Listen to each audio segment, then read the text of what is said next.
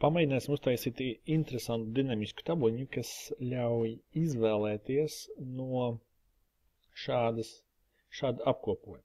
Tad, kas man ir sagatavots, man ir Excel tabula, lūk šeit, ar nosaukumu pirkumi, un man jau ir uztaisīta apkopotā tabula no šiem datiem.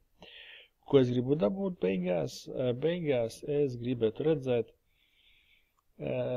nelielu tabuliņu, 2 rindas. Un tad mums ir darbinieks un prece, ko ievada lietotājs. Un Excels atrod man atbilstoši daudzumu. Šādi.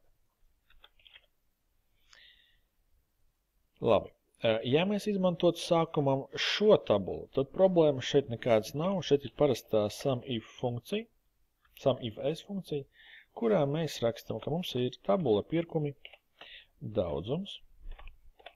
Un gribētos sasumēt daudzumus, kas atbilst tabula pirkumi kolonai darbinieks, Jana, un tabulai pirkumi kolonai prece, Bulciņu. Brīnišķīgi meklēs visas kombinācijas. Tad Olga Bulciņa, lūdzu Olga, lēksim viņš Olgu, atrod kombināciju. Viņš nemeklē kombināciju, viņš reiķina. Viņš vienkārši nosaka summu daudzumiem. Tad, ko mēs gribam izdarīt? Mēs gribam tādu pašu tabuliņu uztaisīt, bet ar šādiem izējas datiem. Ka man jau ir apkopotā tabula, un man gribētos redzēt izvilkumus no šīs tabulas.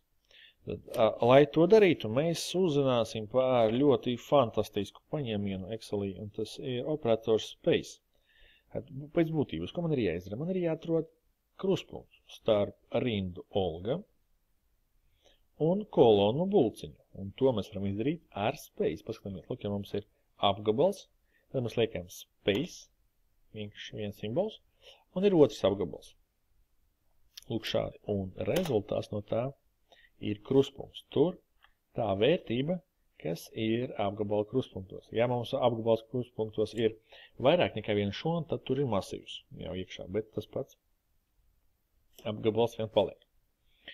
Lūk tā. Ko tagad ir jāizdara? Ir jāizdara tā, lai mainot šeit darbinieka vārdu, mēs tāpat iegūtu vajadzīgo ciparu. Šajā gadījumā mainot Jana, šeit iepavidās uz augšu. Un iedabū atzīmi vērtējums 4. Kā to dabūt? Kā iemācīt Excelī, skatīties uz vajadzīgo apgabalu? Ļoti vienkārši. Ir jānosauc katrs apgabals. Lūk, ir apgabals Jana, lūk, ir apgabals Olga, lūk, ir apgabals kafija, apgabals cirvis. Kā to darīt, mēs zinām, izlaimies apgabalu un šeit augšā rakstam nosaukumu, kādu mēs gribam. Vienīgais, ka šeit ir jāraksta 9 reizes, varbūt nav tik parocīgi, varbūt izdaram šādi. Iezīmējam visu šo apgabalu, un šeit ir laba lieta tāda, ka būtībā nosaukumi jau man ir doti. Lūk, katru kolonu jānosauc pēc šiem vārdiņiem, katru rindu jānosauc pēc šiem vārdiņiem. Tad, ko es daru? Es aizēju uz formulas izvēli, un šeit pie Define Names rīkjotlas es atrodu podziņu Create from Selection. Create from Selection, lūk šādi, un ko izdara šis rīks? Šis rīks nolasa pirmo rindu un pirmo kolonu, un no tām izveido nosaukums apgabaliem. Ok. Un ja es tagad uzrakstīšu vienāds Olga, Excels man norādīs lūk šo apgabalu. Vai uzrakstīšu vienāds kafija, un man iezīmēs šo apgabalu. Lūk šādi, ļoti interesanti tas darbojās. Un tas, ko mums dos šeit, ļoti vienkārši, mēs vairs nelietojam apgabalus, mēs lietojam indirektu, un mēs pasakam, lūdzu, paņem apgabalu ar nosaukumu Jana, atstarpe, indirekt, apgabals ar nosaukumu Bulciņu. Un viss darbojās. Varam uztaisīt cirvis. Un tāpat, jā, atradīs cirvi. Viss ir forši. Vienīgā problēma ir ar gaismas zobeni. Jo, ja es ierakstīšu šeit gaismas zobens, Tad es dabūšu kļūdu. Excels pateiks, ka šāda apgabala gaismas zobens neeksistē. Tiešām tā tas ir, jo šeit, ja mēs redzam, apgabals saucās gaismas apakšsvītra zobens, jo atstarpes nedrīkst būt. Tad ko darīt šādos gadījumos?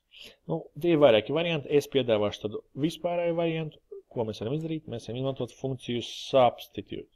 Jo mums pēc būtības ir jāaizstāj atstarpe, jebkura atstarpe, ar apakšsvītru. Jo to pašu darīs arī name managers. Tad ko es saku? Es saku substitute, teksts, tā ir prece. Un tad šeit vecais teksts, old text, ir atstarpe, jaunais teksts ir apakšsvītra.